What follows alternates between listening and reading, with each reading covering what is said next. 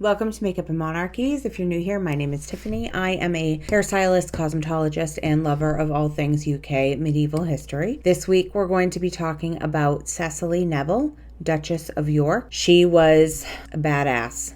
I think she is so underrated, and I wish we had way more information about her. I think she's awesome. So I will be creating this makeup look as we talk about Cecily today. And if you are new here, please make sure that you hit the subscribe button. If you enjoy this, don't forget to hit the thumbs up button down below. And if you would like to know what products I'm using, all of that's going to be listed in the description. I did a mix up today of stuff. Usually I use pretty much the same stuff every week, which I did still do, but I threw in a little new stuff too. So yeah, if you are on Instagram or TikTok, please make sure you head on over there and give me a follow there as well. On both of those, I will list, I'll put on this day, if something big happens or there's something new, or going on significant, on this day, I post it typically every day. And then some personal stuff in my stories from now, from here and there, I guess. That's it for that. So with that being said, let's just get on into it. Hello. So today we're talking Cecily Neville. Cecily was born on May 3rd of 1415 at Raby Castle in Durham. This was the year the Battle of Agincourt happened. She was the youngest child of Ralph Neville and his second wife, Joan Beaufort. Ralph had 23 children between both of his marriages. Her paternal grandparents were John Neville and Maud Percy, and her maternal grandparents were John of Gaunt and Catherine Swynford, making her a great-granddaughter of Edward III. Because of where she was born, she was known as the Rose of Raby, and she was also known as Proud Cis because of her pride and temperament. So I tend to think that she was a woman not to be fucked with. At the age of 9, she was betrothed to her father's ward, Richard, Duke of York. I covered him last week, so if you're not familiar with him, you can head on over. I'll link it down below and go watch my video about Richard. Just like her husband, very little is known about her younger years. Her father died in 1425, and this left Cecily's mother as the ward of Richard. Like I said last week, it's assumed that they were married by October of 1429. Cecily went with Richard, her husband, when he went to France in 1431 and was present at Henry VI's coronation. The following year, Richard became Duke of York and was one of the wealthiest landowners in England, and this included Ludlow Castle and Fotheringhay Castle in Northamptonshire. In 1435, Richard was made Henry's lieutenant and governor general in France. He left for France the next year, but Cecily stayed behind. Cecily gave birth to the couple's first child. I'm going to say first surviving child, a daughter named Anne, on August 11th of 1439 in Northamptonshire. Cecily gave birth to the couple's first child, a daughter named Anne, on August 11th of 1439. It's possible that they had more children, or they had children prior to Anne, but there's no record of it, so we can't be sure if there was anybody or there was any stillborns or miscarriages prior. But they did have another child, a son named Henry, on February 10th of 1441 in Hatfield. Henry died young, and in June they left for France, and they would spend the next 5 years there, even though it was only supposed to be a year. I'm going to use this mirror. Cecily became pregnant again and gave birth to their next child in Rouen, and this was Edward, on April 28th of 1442. There was and is this long-standing rumor that Edward was the illegitimate child or son of Cecily and an archer. Nonetheless, Edward was baptized in a small and simple ceremony, and I'll get to back to this in a second. I don't believe it for a minute, but you know how the rumor mill is, and imagine back then. So his small baptism. This is could have been one of the reasons for the rumors that he was illegitimate, but it's more likely that because of Richard's standing at the time wasn't really high. It was low, so that could have been the reason why it wasn't a big ceremony. So then Edmund came the following year on May the 17th, and his baptism was a lavish ceremony. So this probably added fuel to the fire, or fuel, in the rumor mill about Edward. Poor kid. Her next child was born, a daughter named Elizabeth, on April 22nd of 1444. If we remember a few weeks ago, I talked about Jacquetta. It's based on dates. It's thought that this is the child that Jacquetta Woodville, Duchess of Bedford, was godmother to. In 1445, Richard, Cecily, and the fam went with Margaret of Anjou on her journey in France when she headed to England for her wedding to Henry VI. They returned to England in 1446, and Cecily gave birth to another daughter on her very own birthday, May 3rd of 46.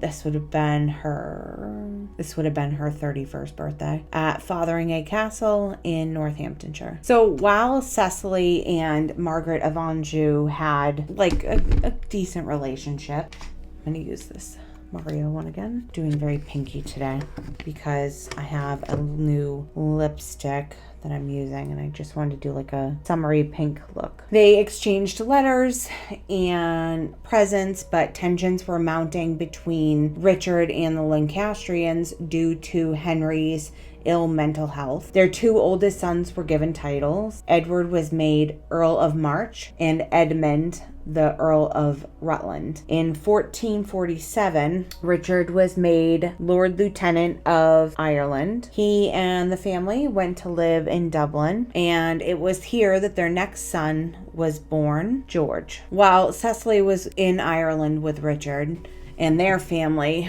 Henry's government was having massive issues. Most of the English territories in France were lost. Part of the reason this happened was because of the marriage negotiations between Henry and Margaret's people. The other reason was because Cecily's cousin, Edmund Beaufort, Duke of Somerset, lost to the French king in October of 49 when he was attacked by French ships. This ended trade with France, which really hurt the already struggling English economy. In 1453, Henry went into a catatonic state, which is when you're awake but completely out of it from everything around you, unable to speak, listen, basically, again, out of it. In 54, Richard established the role of Lord Protector. The War of the Roses had officially begun, which it was not known as that then, but would be later known as that, as we know now. Or the Cousins' War is another name for it. Or it's the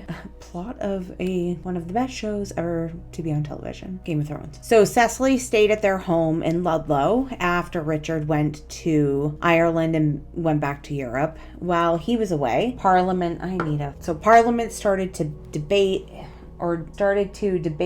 Richard's fate, as well as his supporters' fate. Cecily went to London to plead for him. It's said that she convinced Henry to promise a pardon if Richard would come to Parliament in 8 days. This didn't go well. Richard's lands were taken. However, Cecily managed to gain a yearly grant of £600 to help support her and the children. So £600 then, or it's equivalent to now £607,786. I'll round that up. But that's a shit ton of money a year. Seriously. I'd take it. I'm gonna jump off and do my liner. Be right back. The Yorks won the Battle of why is that locked? Northampton. Watch when chase this down my face. In July of 1460. And so Cecily moved to London with the kids. At this time, it's pretty much her and George and baby Richard. He was little. And they moved in with a lawyer named John Paston. Cecily marched into London with Richard, carrying her husband Richard, not the son, carrying the royal arms in triumph in September. Richard and his heirs were officially recognized as Henry's successors in the Act of Accord. Cecily basically became a queen in waiting and got a copy of the English Chronicle from the chronicler John Harding. But we're going to fast forward 3 months, and now we are at the Battle of Wakefield on December 30th. This found a Lancastrian win. Richard, Duke of York, their son Edmund, Earl of Rutland, and Cecily's brother, Richard Neville, Earl of Salisbury, were all executed as an outcome of this battle. Cecily had to get her 2 youngest boys, George and Richard, out of the country, so she sent them to Philip III, Duke of Burgundy, and this forced Philip to side with the Yorks. Cecily's oldest son, Edward, continued to fight the Lancastrians, and Cecily moved to Baynard's Castle in London. This became the Yorkist headquarters. Edward and the Yorks won the Battle of Towton. This was the bloodiest battle that was ever fought on English soil. Edward was now king, and Cecily was honored as the king's mother. In the start of Edward's reign, she stayed by his side and maintained her influence. She updated her coat of arms to include the royal arms of England. Edward married Elizabeth Woodville in 64. This marriage was extremely controversial. She was a commoner. She had no royal, I don't want to say blood, but I guess there's no other, no royal, she was a commoner, and she was a widow. This made Cecily not thrilled about this marriage. But I really think that film has made this into more drama than it actually was. Edward allowed his mother to remain staying in the Queen's quarters, and he built new quarters for Elizabeth. Cecily's daughter, Margaret, married Charles the Bold in 68. Now, this has been, I'm going to go back to film for a bit. This has been depicted as a Woodville or Jacquetta matching or union that she kind of constructed. But based on Charles's father, who was Philip III, helping Cecily with George and baby Rich, or he wasn't a baby, but he was young. He was still a baby. This seems to me that this was a seal of alliance between Cecily and this was Philip sealing the alliance with Cecily, Edward, York, and the Yorkists, and pulling Burgundy with them. So the following year in 1469, her son George turned his back on his brother Edward. He married his cousin, or their cousin, Isabel Neville, oldest daughter to fucking Warwick, Warwick was Cecily's nephew through her brother Richard, Earl of Salisbury. That was the one that was executed alongside her husband. Cecily was desperate to reconcile her 2 sons, which I don't blame her. You fought this far, enough, just end it, right?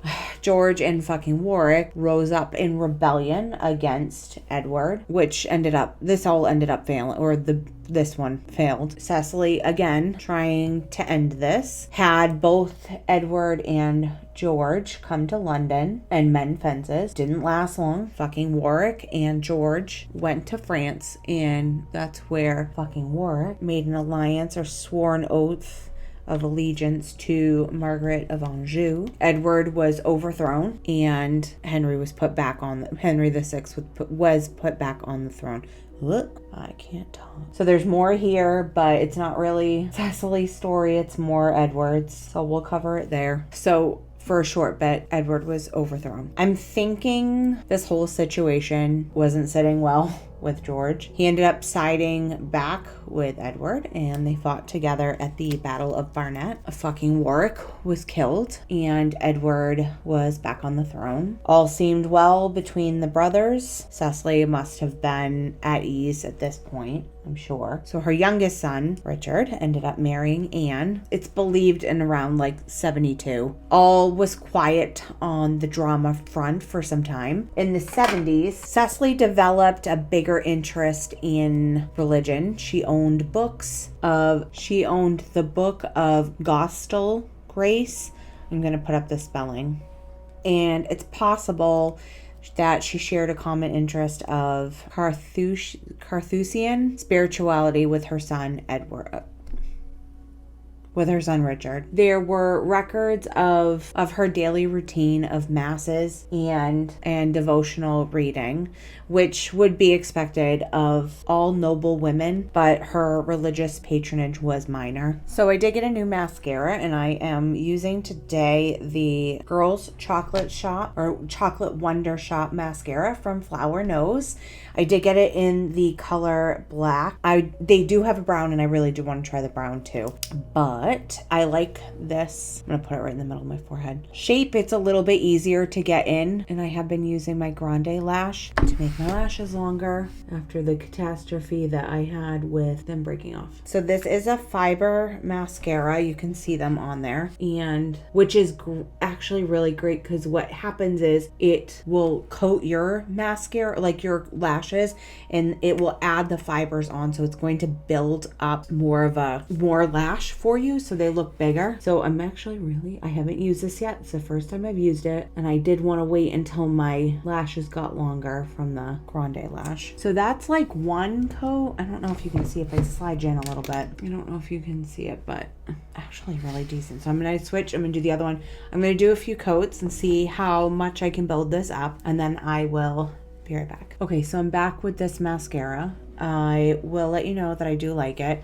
It does dry quickly, so you've got to move fast if you're doing multiple coats. But I am pretty impressed with the length that I got out of them, and it does look like I have falsies on, which is good, nice. Now I don't have to put them on today. That's good. So if you do purchase right now on Flower Nose, if you do purchase this mascara, you are going to get a free eyelash curler with your purchase. And it is right now, it is buy one, get a free, or for all products, buy one, get a free gift. Buy three, you get, let me tell you what they are. So if you buy one item, you get a free hair clip. If you buy 3 items, you get a free notebook. You buy 5 items, you get a free mini tote, free hand mini mirror. And buy 7 items, you get a free tote bag. And they do have all the, like what they are on the website. So if you want to head over to flowernose.co, you can go check that out. And if you do, please make sure that you use the code Makeup and Monarchies to receive another 5% off, which I think is a great deal. So getting back to Cecily, George started trouble again. Shocker. The fracture in his relationship with Edward was never really healed. After Elizabeth gave birth, it was her 4th pregnancy. Only 2 children did survive, but she died of childbed fever, and George lost shit and said it was murder, and so he murdered one of her ladies in waiting. So things between the brothers became vile again, and George ended up being executed on February 18th of 1478. Edward IV died on April 9th of 1483. His son was set to take the throne, but we have a lot of drama here that takes place. Edward's little brother Richard ended up taking the throne, and he used Cecily's house, or her home in London, Baynard's Castle. This almost suggests that she wasn't opposed to the actions that he took. However, she wasn't present at his coronation. It's possible that she was either in the middle or of all the drama, or that she just didn't side with anybody. In a letter from Richard to Cecily, in June, he said, "Madam, I heartily beseech you that I may often hear from to my comfort." So this was a letter from June of 84, so it's the following year. And it does suggest that they didn't communicate a lot, but there was no animosity towards each other. I'm curious as a mother how she took this whole situation. It's really hard to pick one kid over the other, side with one or whatever. So in May of 85, Richard spent a few days with her at Berkhamsted. This was more than likely the last time she saw him before his death at the Battle of Bosworth on August 22nd of 85. Henry Tudor became king and married her granddaughter Elizabeth of York on January 18th of 86. She saw 3 of her great-grandchildren born out of this union, and Cecily continued her religious duties. Cecily died on May 31st of 1485 at the age of 80 at Berkhamsted Castle in Hertfordshire. She was buried in the tomb with her husband Richard and their son Edmund at the Church of St. Mary and All Saints at Fotheringhay in Northamptonshire. So that's it for Cecily. There's a lot of other stuff, but it involves like other people's stories. So all the pieces of the puzzle end up fitting together. So we'll get there. I'll be right back with fun facts. So before we get into fun facts, I'm going to actually use another Flower Nose product. This is the Midsummer collection, and it is the coating lip lacquer in, what did I buy? Bluebell. So this is like the packaging is beautiful. As always, I love it all. This is a really pretty, like, deeper mauve color. So I'm trying to center what I did for my makeup around this. So, again, I haven't tried this. So, this is nice. So this isn't drying down like the other one did, the cloud lip one. It is glossy, but it's not sticky glossy, which is nice. So it rides really nicely on your lips and they move. But it's nice. I like it. Anyways, so there's that. And this, again, if you go to purchase this, please make sure that you use the coupon code Makeup and Monarchies. You will save money. I mean, can't say no to that, right? So, fun facts about Cecily Neville. All monarchs of England and later Great Britain, beginning with Henry VIII, are descendants through her. She signed her name Cecily. Typically we see it spelled Cecily, but she spelled it, she would sign as Cecylle, which I thought was interesting. Her mother was the daughter of John of Gaunt and his mistress Catherine Swynford. She's another one that fascinates the holy shit out of me. And in the end, she was niece to a king, Henry IV, cousin to 2 kings, that would have been Henry V and Henry VI, mother to 2 kings, Edward IV, Richard III, and grandmother to a queen consort, and grandmother to a king, because we had Edward V, and then Elizabeth of York was queen consort. So, consort. Ugh. Anyways, that is it for Cecily. And I will give you a fun fact for myself. I did have a cat named Cecily that I actually named after this Cecily. So all my cats have English names. And that's just what I do. So anyways, thank you so much for watching this episode. If you enjoyed it, please give it a thumbs up. If you would like to leave a comment down below, please do so. That helps me with the algorithm on YouTube. Also, if you haven't done so yet, please head over to Instagram and TikTok and give me a follow. I can be found there under Makeup and Monarchies, all one word. And then lastly, if you enjoy this and you would like to see me continue and would like to help support me, you can head on over to buymeacoffee.com/makeup and monarchies and donate money to support my coffee addiction. So that is it for this, for all my stuff. As usual, all the details of my makeup that I used today are listed down below. I will put in that coupon code that I was telling you about, and I think that's it. So with that being said, I hope you enjoyed this. I hope you have a great rest of your week, and I will see you in the next one. Thank you so much for watching. Have a good one. Thanks, guys. Bye.